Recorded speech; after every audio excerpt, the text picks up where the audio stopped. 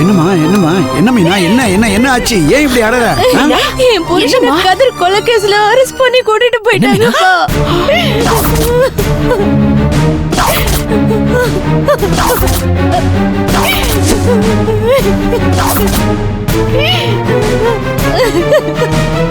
என்னம்மா இது? ஐயோ கடவுளே, என்ன கஷ்ட காலமா இது? எங்கேயோ ஒரு அயோக்கிய செத்தா நம்ம மாப்பிள்ளை ஏமா அரெஸ்ட் பண்றாங்க? நிச்சயமா அவர் இப்படி எல்லாம் பண்ணிருக்க மாட்டாருமா. ஆமாப்பா, நிச்சயமா அவர் கொலையெல்லாம் பண்ணிருக்க மாட்டாரு. ஆனா நான் சொல்ல சொல்ல கேட்காம போலீஸ் அரெஸ்ட் பண்ணி அவரை கூட்டிட்டு போயிட்டாங்கப்பா.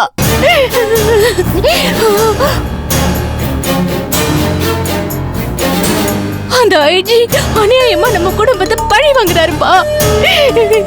என் புருஷனை அவர்கிட்ட இருந்து காப்பாத்துங்கப்பா. ஆமாம்மா, எனக்கு அப்படிதான் தோணுது.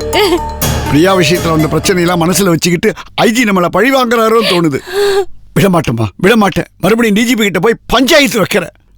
அந்த சௌத்ரியை உண்டு இல்லைன்னு பாரு. ஏங்க கொஞ்சம் பேசாம இருங்க. அவர் ஏன் கதிர் கொலைக்கு நம்ம மாப்பிளைய பழி வாங்கணும்? சொல்ல போனா பிரியா கல்யாணத்துல அவங்க எல்லாரும் ஒரே பக்கமா இல்ல நின்னவங்க. ஆமாப்பா, ஐஜி சார் மேல உள்ள கோவத்துல ஏதாவது சொல்லிட்டு இருக்காதீங்க. ஐயோ, உங்க யாருக்கு இது புரியாதுப்பா. ஆமா, அவர் பிள்ளையே ஏத்துக்கல, அதனால அவர் நம்மள பழி வாங்குறாரு. ஏய் மீனா, நான் ஒண்ணு கேக்குறேன். நம்ம மாப்பிளைக்கும் கதிருக்கும் பல தடவை அடிதடி சண்டை நடந்திருக்கு. விஷயம் போலீஸ் ஸ்டேஷன் வரைக்கும் போயிருக்கு. ஆனா அதுக்கான காரணம் இங்க யாருக்குமே தெரியாது.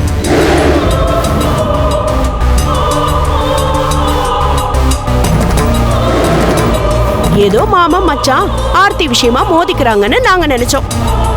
அதனாலதான் நாங்களும் இத பத்தி உன்கிட்ட எதுவும் கேட்கல. ஆனா இப்ப நீ சொல்லிதாண்டி ஆகணும். கதிருக்கும் சரவணனுக்கும் எதனால சண்டை வந்துச்சு, எதுக்கு சண்டை வந்துச்சுன்னு கேக்குறேன்.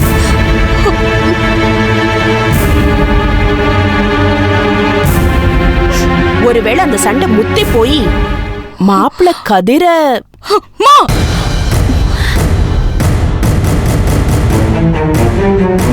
அப்போ என் புருஷனை சந்தேகப்படுறியமா? இல்லடி, நான் சந்தேகப்படல. நம்ம மாப்பிள்ள எவ்வளவு நல்லவர்னு எனக்கும் தெரியும். ஆனா அவருக்கே தெரியாம ஆர்த்தர். முதல்ல இங்க இருந்து நீ போமா. நான் உங்ககிட்ட பேசுறதுக்காக வரல. நான் துரகேஷ் கிட்ட மட்டும் தான் பேச வந்திருக்கேன். டேய், நீ கொஞ்சம் வா. மீனா, எது பேசுறதா இருந்தாலும் இங்கே பேசமா. இல்லனா நான் அவங்கிட்ட தான் பேசணும். நீ வாடா. என்ன போய்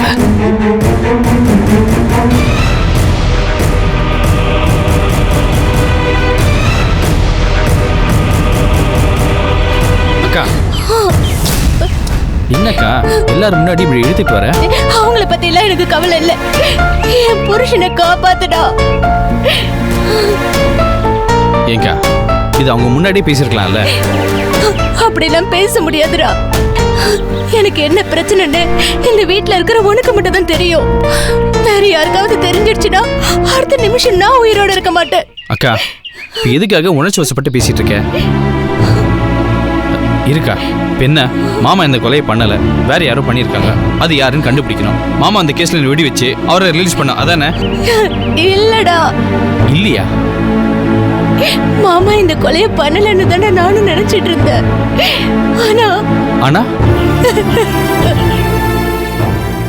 அவர்தான் அந்த கொலையை பண்ணிருப்பாரோன்னு சந்தேகமாவே இருக்குடா.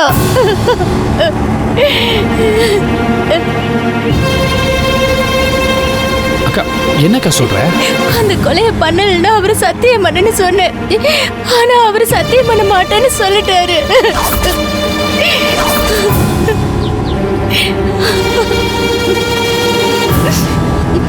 கொலை நடந்துதான் சொன்ன ராத்திரி அன்னைக்கு இவரு வீட்டுல இல்ல. எங்க போனீங்கன்னு கேட்டா அதுக்கும் இவர்கிட்ட இருந்து பதில் இல்ல. அவரு கொண்டு இருந்தாலும் பரவாயில்லடா. என்ன பொறுத்த வரைக்கும் அந்த கதிர் ஒரு நல்லவ கிடையாது. அவன் ஒரு அயோக்கிய. அவனை கொண்டாலும் தப்பே இல்ல. அவனை கொல்லாம விட்டுருந்தா நானே அவனை கொண்டு இருப்பேன். இப்ப அவர்தான் கொலைகாரன்னு நினைக்கிறேன்டா. எனக்கு தெரியலடா, ஒரு குழப்பமா இருக்குடா. எனக்கு என்ன சொல்றதுன்னு தெரியலக்கா. டேய், அவரு கொலை பண்ணிருந்தாலும் அதுல இருக்கிற நியாயம் தர்மம் உனக்கு மட்டும்தான் தெரியும். இல்லனா கொலைய வேற யாரோ கூட பண்ணிட்டு அந்த பழிய என் புருஷன் மேல கூட போட்டிருக்கலாம்டா.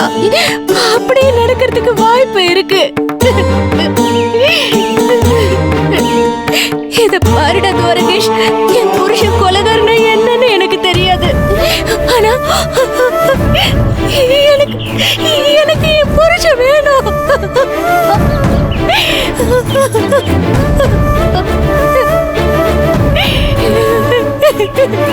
அவரை காப்பாத்துடா. இந்த அக்கா உங்ககிட்ட தாலி பிச்சை கேக்குறேன்டா. அப்படிலாம் சொல்லாதக்கா. இங்க பாரு, இங்க பாருக்கா, என்ன முழுசா நம்புக்கா, நான் காப்பாத்துறேன். வா, நீ வா, வாக்கா, கண்ணத்தோட.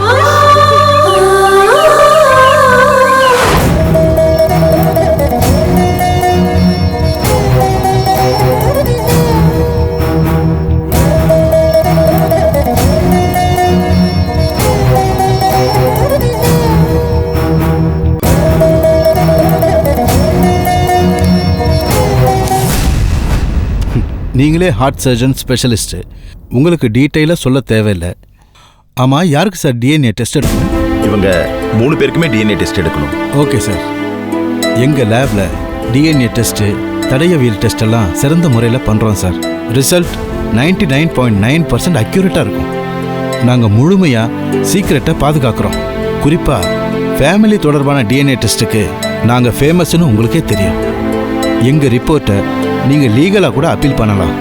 குழந்தைங்க சம்பந்தமான பிரச்சனை, யார் அப்பா அம்மா, சொத்து தகராறு, இந்த மாதிரி விஷயங்களுக்கு கோர்ட்டில் எங்கள் ரிப்போர்ட்டை வச்சு நீங்கள் தாராளமாக அப்பீல் பண்ணலாம்.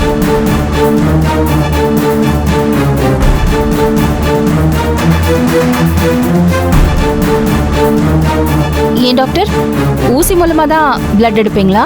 அப்படியும் பண்ணலாம் மேடம். இல்லைன்னா ஸ்வாப் டெஸ்ட்னு சொல்லுவோம். வாய் உமிழ் நீர்லேருந்தும் சாம்பிள் எடுக்கலாம். ஒரு விசேஷமான பஞ்சு குச்சியை வாயில் செலுத்தி உமிழ்நீரை சேகரிப்போம். அதை வச்சும் டிஎன்ஏ டெஸ்ட் பண்ணிக்கலாம். டாக்டர், ரிப்போர்ட்டை இப்போயே கொடுத்துருவீங்களா டாக்டர்? அப்படி இல்லை சார், நாங்கள் எங்கள் சாம்பிள் மட்டும்தான் கலெக்ட் பண்ணுறோம். இங்கேருந்து சாம்பிள்ஸை குர்கானில் இருக்கிற தெர்மோ ஃபிஷருங்கிற சயின்ஸ் லேபுக்கு அனுப்புவோம். அங்கே எல்லா டெக்னிக்கல் எக்யூப்மெண்ட்ஸ் உள்ள தனியார் தடயவியல் லேபுக்கு அனுப்புவோம். இந்தியாவிலேயே பெஸ்ட் பிரைவேட் லேபு அதுதான். அங்கே ஒரு ப்ரீமியம் 16 மரபணு மார்க்கர் சோதனையை யூஸ் பண்ணி அக்யூரேட்டாக ரிசல்ட் தரோம். எனக்கு இதில் ஒன்றுமே புரியலப்பா. கொஞ்ச நேரத்தில் எல்லாமே புரிஞ்சிடும்மா. டாக்டர், நர்ஸ், அவங்கள கூட்டிகிட்டு வாங்க. Okay doctor. போடா. வாங்க மேடம்.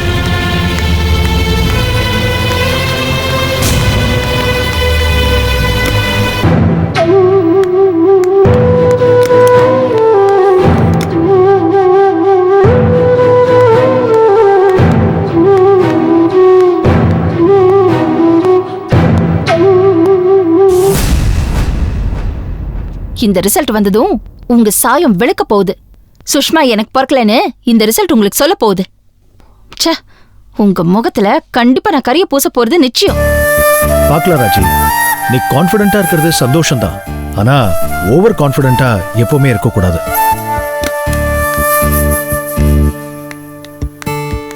மேடம், நீங்க வாங்க.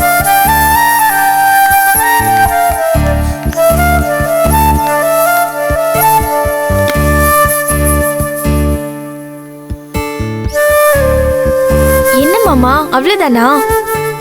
ஏதோ குச்சியில காட்டன் மாதிரி வச்சு வாயில வச்சாங்க. உமிழ்நீர் வந்ததுக்கு அப்புறம் எடுத்து வச்சிட்டாங்க. அந்த காட்டன்ல தாம்மா விஷயமே இருக்கு. அதான் டிஎன்ஏ டெஸ்ட். அப்புறம் இதுக்காக பிளட் சாம்பிள் வர எடுத்துக்கிட்டாங்க மாமா. அப்படிதான் எடுப்பாங்க.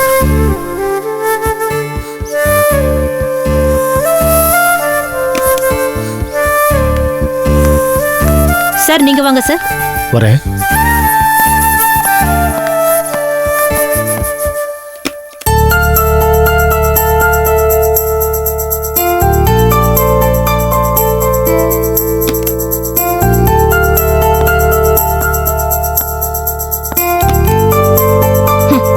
அவ்வளவுதான். இதுதான் நான் இவங்க 2 பேர் முகத்திலையும் முழிக்கிற கடைசி நாள். இனிமே நான் பேச போறதில்ல, இந்த டிஎன்ஏ ரிப்போர்ட் பேசும். இவங்க நாடகம்லாம் அம்பலத்துக்கு வரும்ல, அப்ப வச்சுக்கிறேன் இவங்கள. வானே, பார்க்கவே பிடிக்கல. சி, வரேன் ஷாம். Okay sir.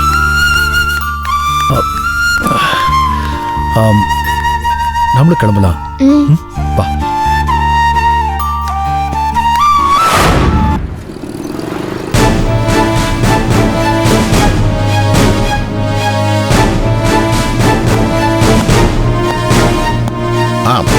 சரவணன், என்ன சார், அன்னைக்கே கூட்டிட்டு வந்து என்கொயரி பண்ணீங்க, இப்போ மறுபடியும் கூட்டிட்டு வந்திருக்கீங்க.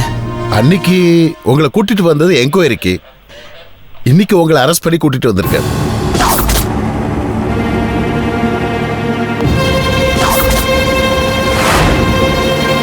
கதிரை கொலை பண்ணது நீங்க தானே சந்தேகத்தின் பேர்ல தான் உங்களை அரெஸ்ட் பண்ணோம்.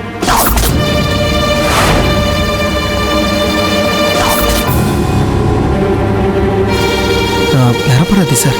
நீங்க நிரபராதினா நான் உங்களை ஒரே கொஸ்டின் தான் கேட்க விரும்புறேன். கொலை நடந்த அன்னைக்கு நைட்டு நீங்க எங்க இருந்தீங்க?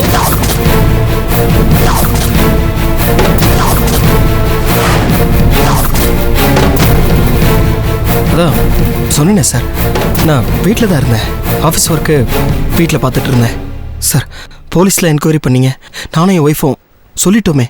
சரவணன், நீங்க போய் சொல்றீங்க.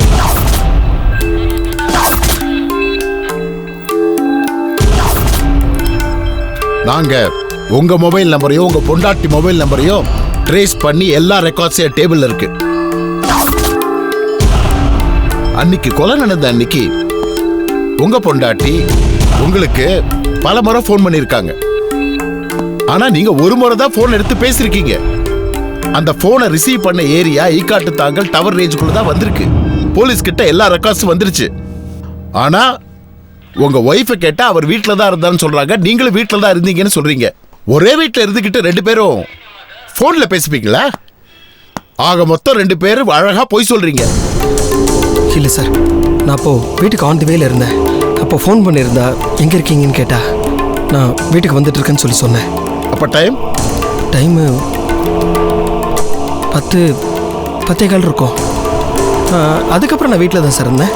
கதிர் கொலை செய்யப்பட்டது ஈக்காட்டு தாங்கல்ல ஒரு பங்களால. கதிர் கொலை செய்யப்பட்டப்ப 10லிருந்து 10:30 இருந்திருக்கும் அப்படின்னு போஸ்ட்மார்ட்டம் ரிப்போர்ட் சொல்றதுப்பா. ஆனா ராத்திரி முழுக்க நீ எங்க இருந்தாரு எனக்கு கவலையே கிடையாது. ஆனா அன்னைக்கு நைட்டு 9:30லிருந்து 10:30 வரைக்கும் நீங்க ஈக்காட்டு தாங்கல் பக்கம் தான் இருந்திருக்கீங்க.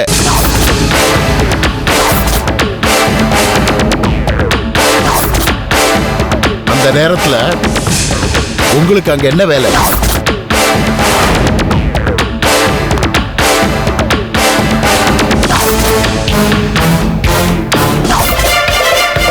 இன்னும் உண்மையை ஒத்துக்கிறதுக்கு 24 hours டைமும் தரேன். அதுக்கப்புறம் எஃப்ஐஆர் மட்டும் போட்டுட்டா உங்க தலையெழுத்த ஏன் அந்த கடவுள் கூட மாற்ற முடியாது. நீங்க கதிரை கொலை பண்றதுக்கு ஏதோ ஒரு மோட்டிவ் இருந்திருக்கு. அதுதான் என்னன்னு எனக்கு தெரிஞ்சாகணும். நீங்களே சொன்னீங்கன்னா நல்லா இருக்கும்.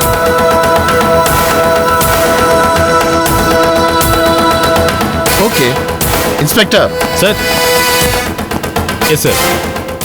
இவரை லாக்அப்ல போடுங்க. ஓகே சார், வாங்க.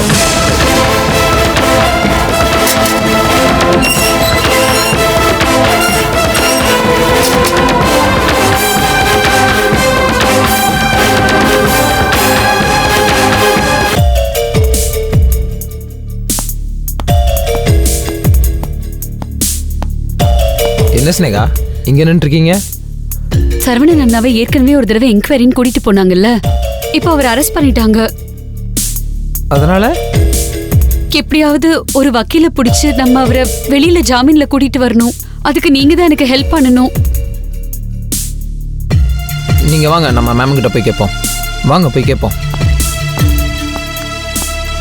Excuse me ma'am. Yeah Kapil.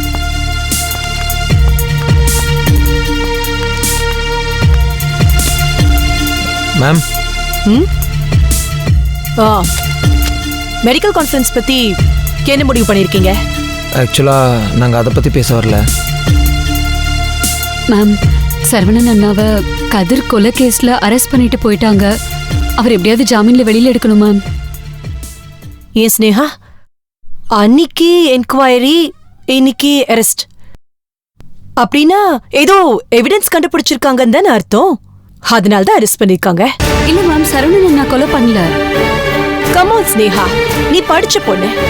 Saravanan மேல இருக்கிற கண்மூடித்தனமான பாசத்தால அவர் இந்த கொலையை பண்ணிருக்க மாட்டாருன்னு நீ நம்புற. ஐயோ, எனக்கு நல்லா தெரியும் சரவணன் அண்ணாக்கும் இந்த கொலைக்கு எந்த சம்பந்தமும் இல்ல. நீ இவ்ளோ கான்பிடண்டா சொல்றத பார்த்தா கொலை பண்ணது யாருன்னு உனக்கு தெரியும் போல இருக்கு.